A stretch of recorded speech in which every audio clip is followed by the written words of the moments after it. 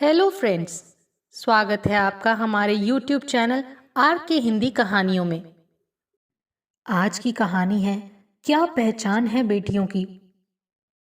वो खिलखिलाता सन्नाटा आज भी उसकी आंखों के सामने हंस रहा था।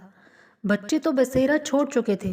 पति 10 वर्ष पहले साथ छोड़ गए। धूप सेकते सेकते वो न जाने सुध बुध कहाँ खो बैठी थी। बड़बड़ाई जा रही थी, बड़ी कुत्ती चीज है, दबी दबी न जाने कब उभर आती है, चैन से जीने भी नहीं देती। जितना संभालो उतना और चिपटती जाती है, खून चूसती है। उससे बचने का एक ही विकल्प है, मार डालो या उम्र भर मरते रहो। मारना कौन सा आसान है। ये शय बंदूक चाकू से मरने वाली थोड़ी है। स्वयं को मारकर मरना पड़ता है उसे। हर कोई मार भी नहीं सकता।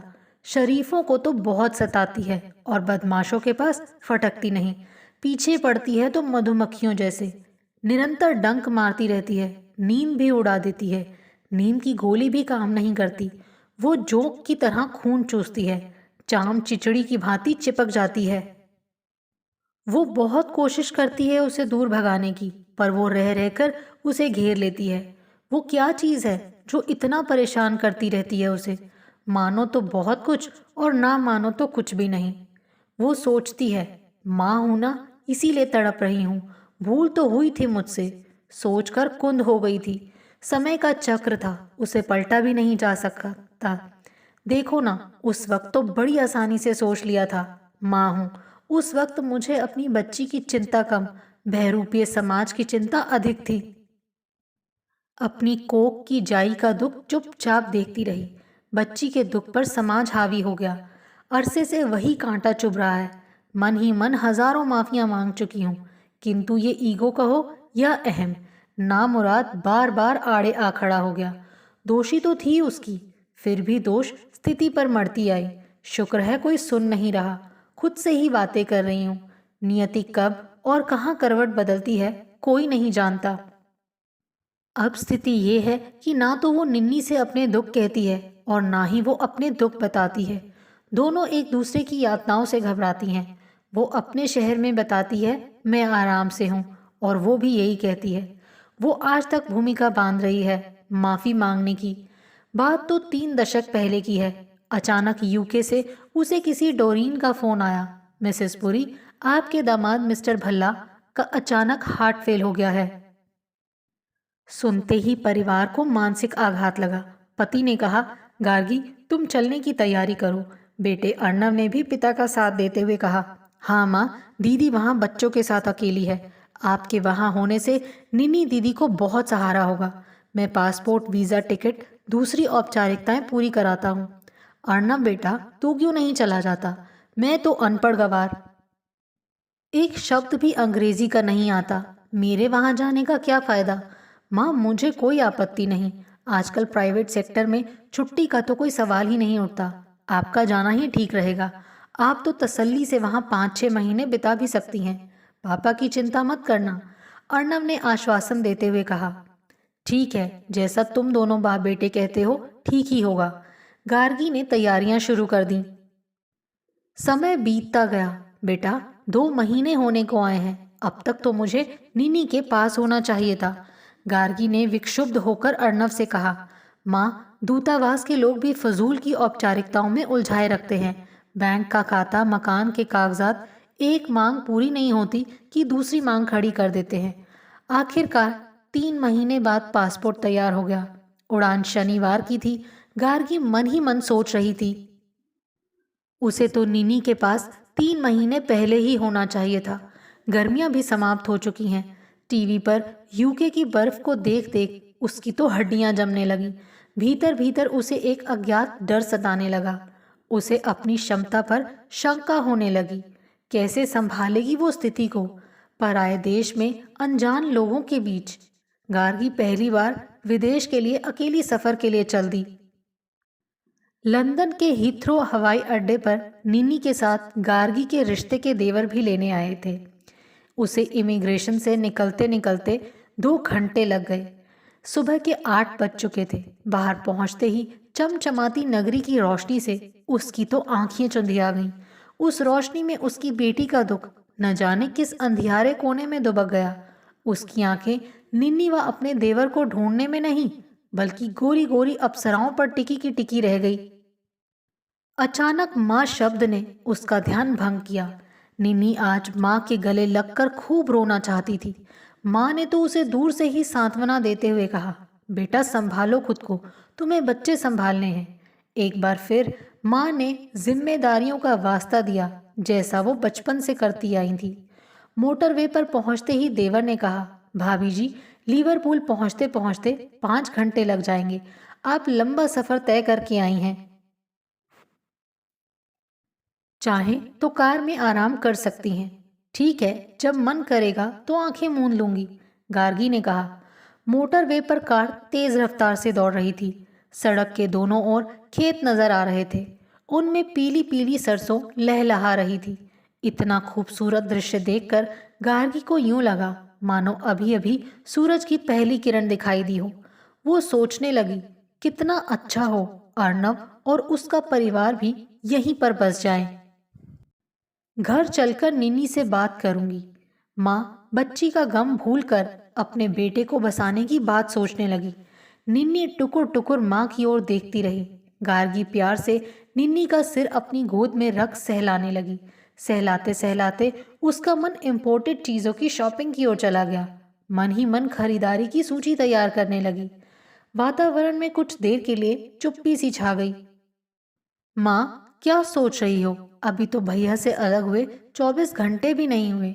निन्नी ने चुप्पी तोड़ते हुए कहा, कुछ नहीं बेटा, कोई विशेष बात नहीं। माँ विशेष नहीं तो अविशेष बता दीजिए। बिना सोचे समझे उत्सुकता से गार्गी ने शॉपिंग की सूची दोहरा दी। ये तेरे भाई अर्नव व बच्चों की सूची है।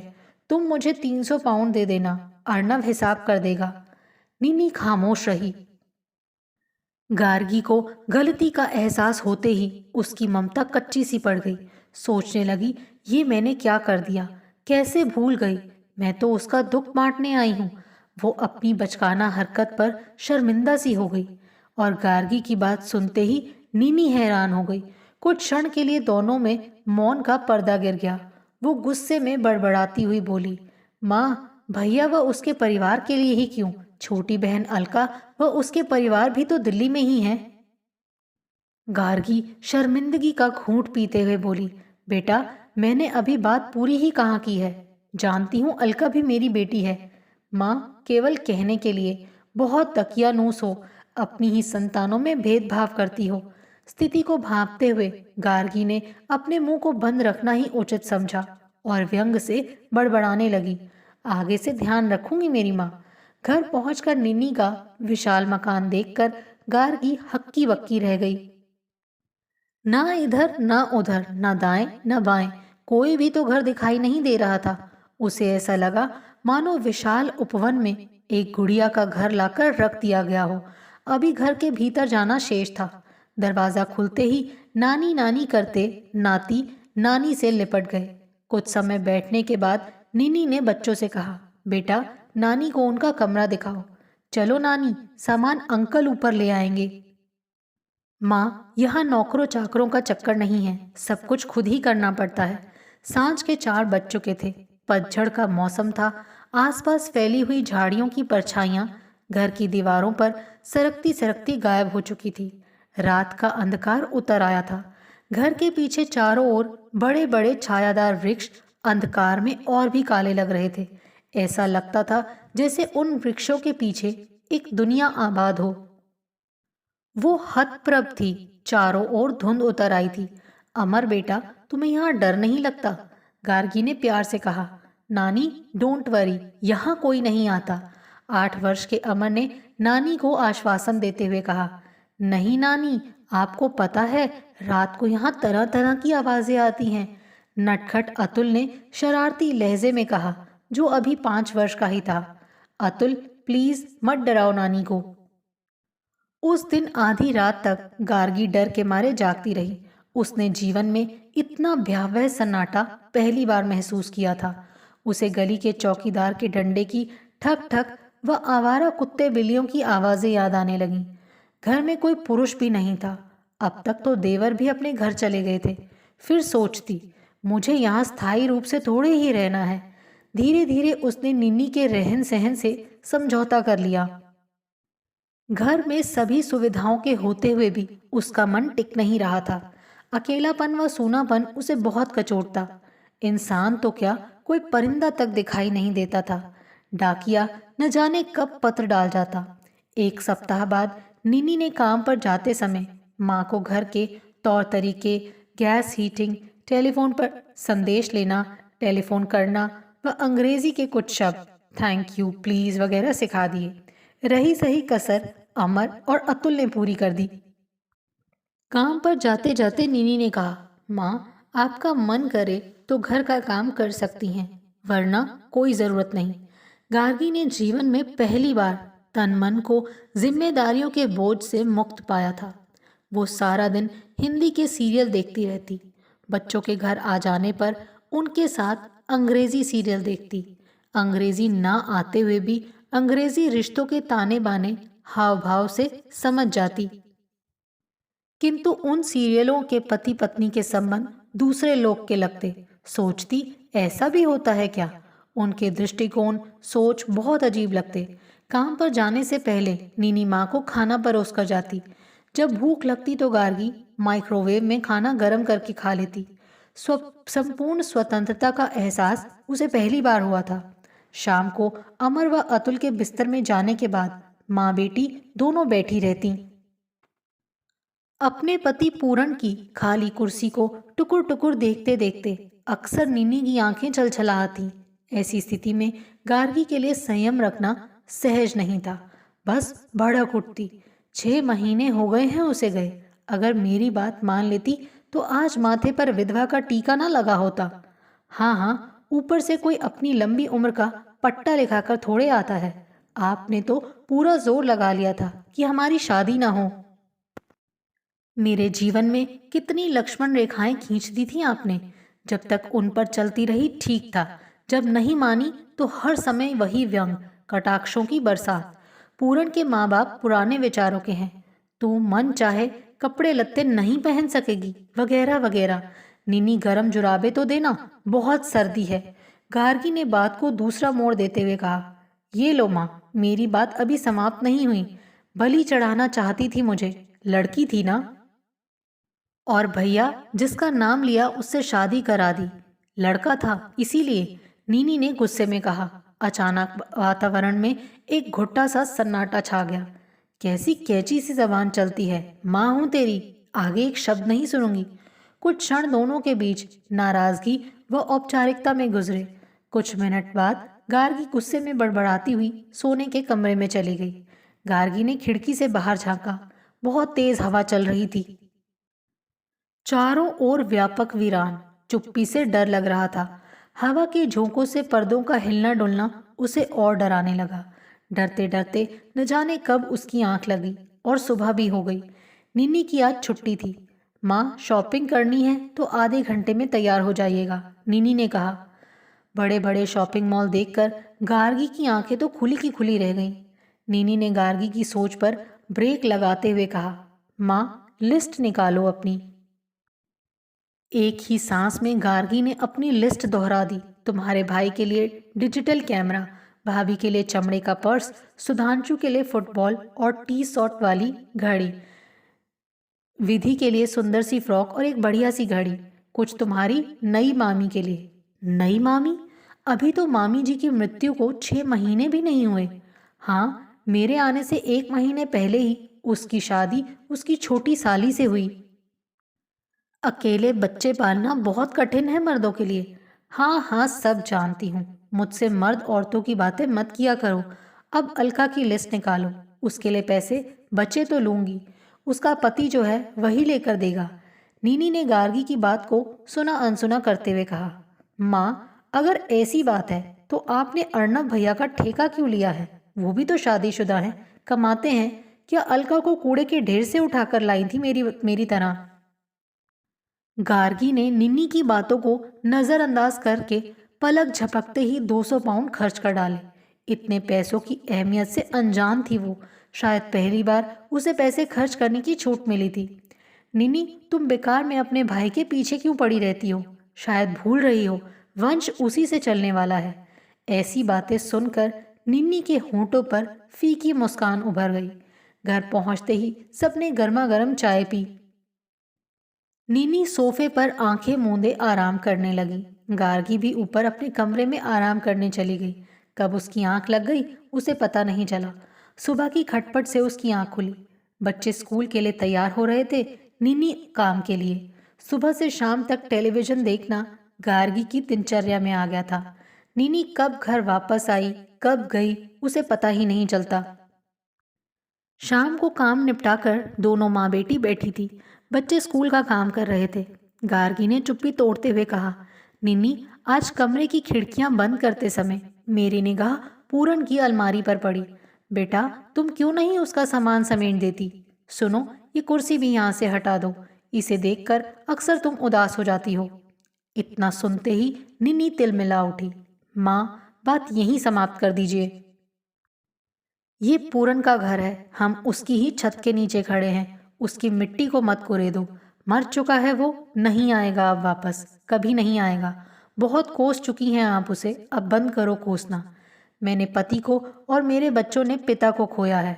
माँ, आपके आगे हाथ जोड़ती हूँ, मुझे जबान दराजगी के लिए मजबूर मत करो। पूरन की चीज़ें आसपास होने से मुझे उसके होने का एहसास होता है।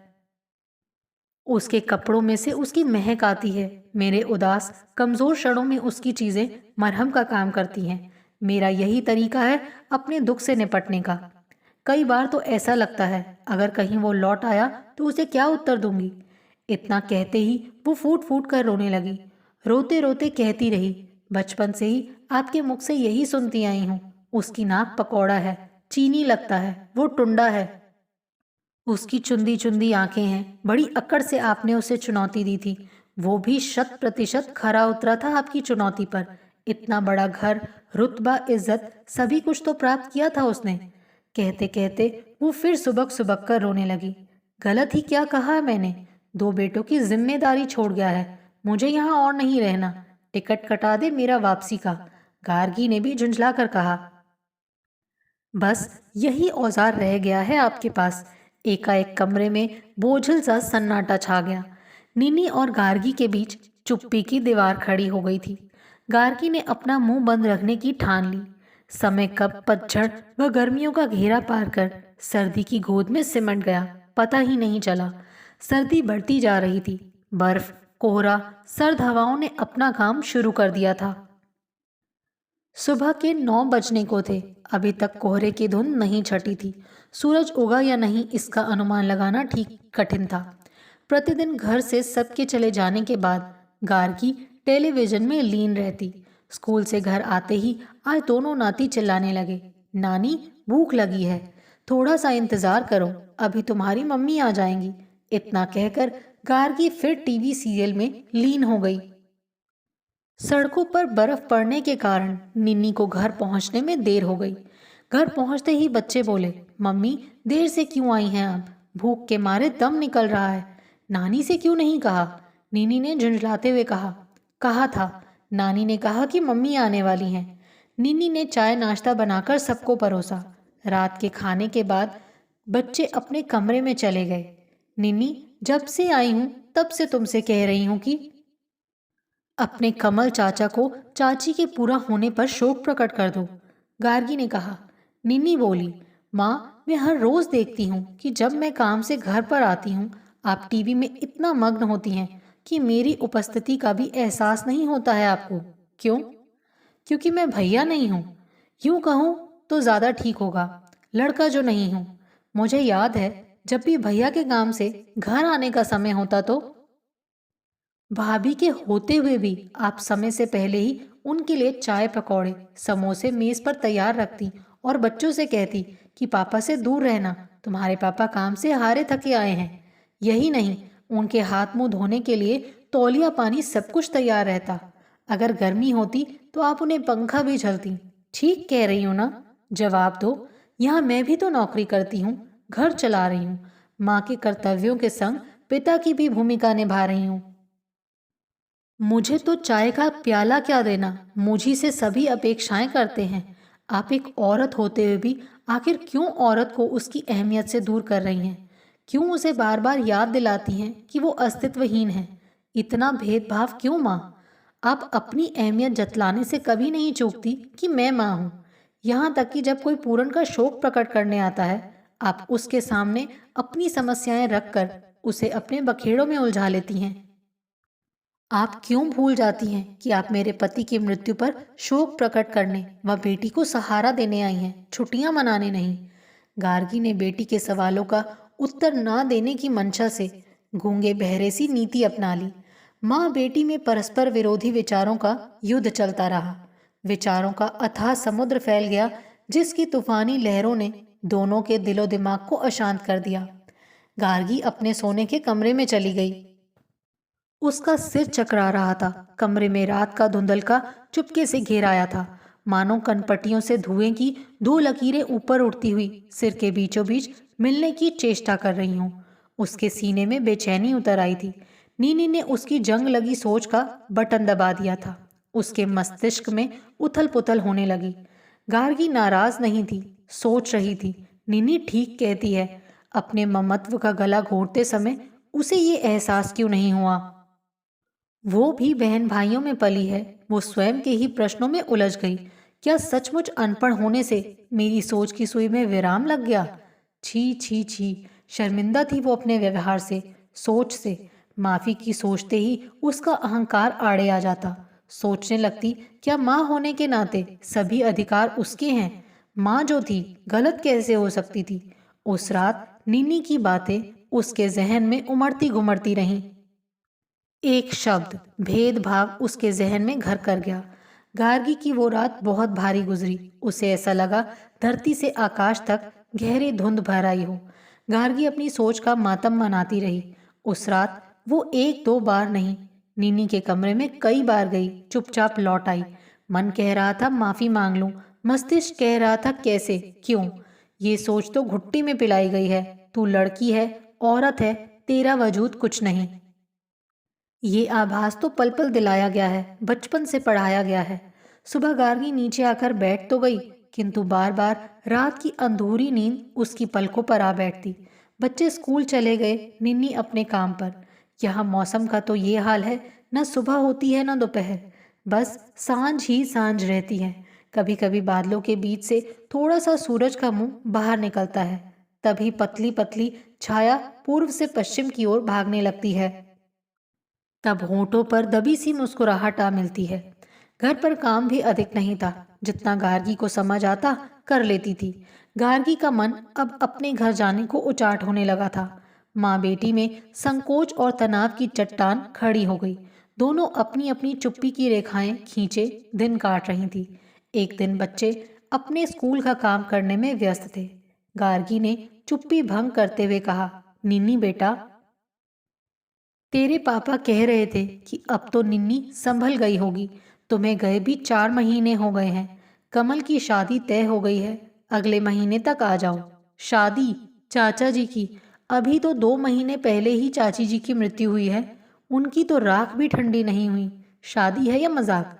निन्नी, क्या हो गया है तेरी बुद्धि को? कमल पुरुष है, भला कैसे संभाल सकता है गृहस्थी को?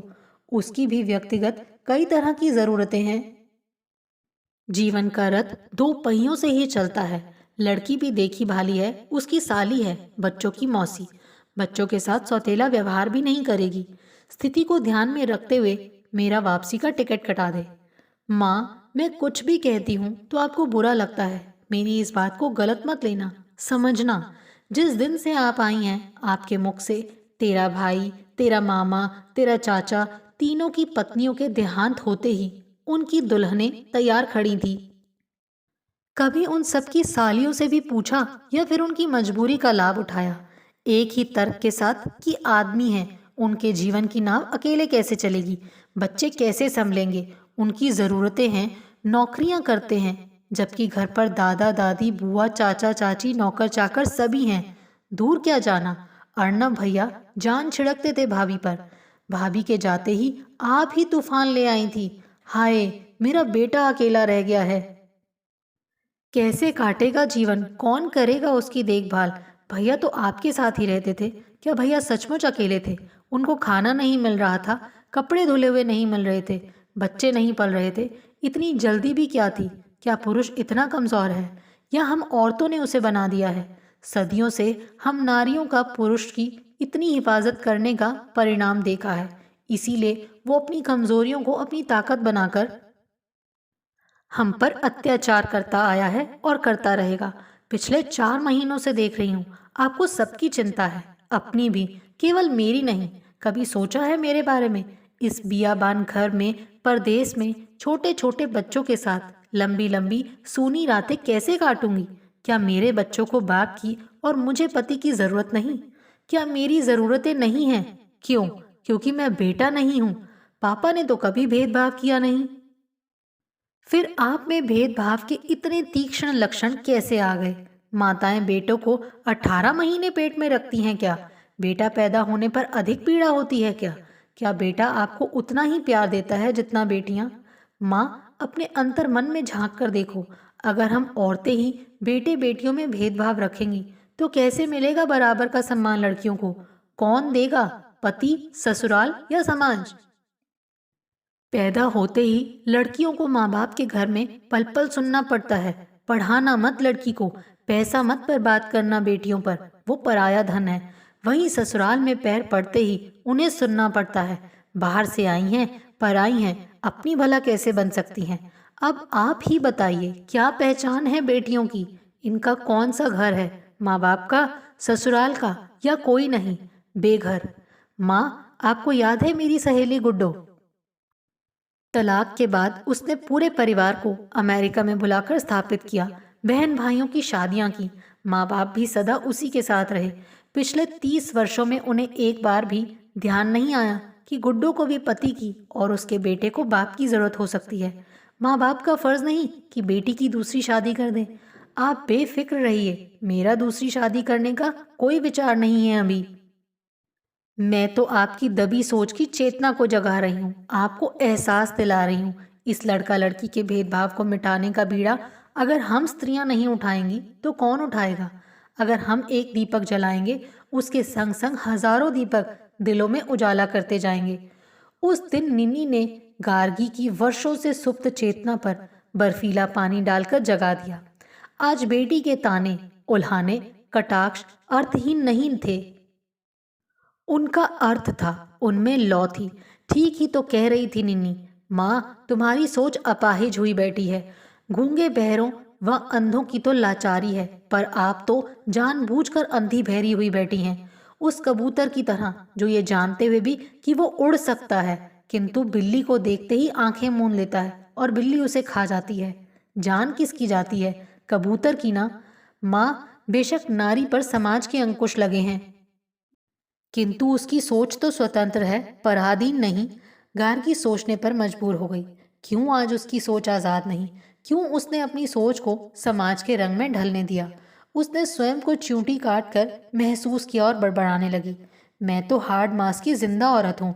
घर में भेदभाव का बीज तो माँ ही बीजती है। क्या कभी सुना है ससुर ने बहू पर अत्याचार किए, उसे जला डाला? इसी सोच के कारण आज नारी की अस्मिता संकट में है। उस रात गार्गी मन में जागृति की लौ लेकर चैन से सोई। उसने ठान लिया, सुबह साहस बटोरकर बेटी से माफी मांग लेगी, फिर जरूर अपनी सोच बदलने का दीपक जलाएगी, जिसकी लौ से और दीपक जलेंगे। मन ही मन भयभीत भी थी बेटी की सोच से। सुबह उठते ही गार्गी डरते हुए बोली, बेटा निन्नी, बेटा मुझे। जी माँ, कहिए। कुछ नहीं, कुछ नहीं। माफी शब्द उसके गले में अटका रहा। दोनों के लिए एक नई सुबह थी। नीनी ने संक्षिप्त मुस्कुराहट से कहा, माँ, बस एक बार बेटी को बुढ़ापे की लाठी बनने का अवसर देकर देखिए, उसे बेटे सा सम्मान देकर देखिए। गार्गी ने नीनी की ओर प्यार से देखते हुए कहा, बेटा, कुछ इच्छाएं याद आ रही हैं, कुछ कामनाएं घुमड़ रही हैं। अब तो क्रिसमस के बाद ही जाऊंगी। आज फिर गार्गी का अहम यानी ईगो आड़े आ खड़ा हुआ। एक बार फिर वो माफी शब्द निकल गई और सवाल सुलगते रह गए। आपको हमारी ये कहानी कैसी लगी, प्लीज़ कमेंट करके ज़रूर बताइए। अगर आप इस चैनल पर नए हैं तो इसे सब्सक्राइब करें और शेयर करें। Thank you.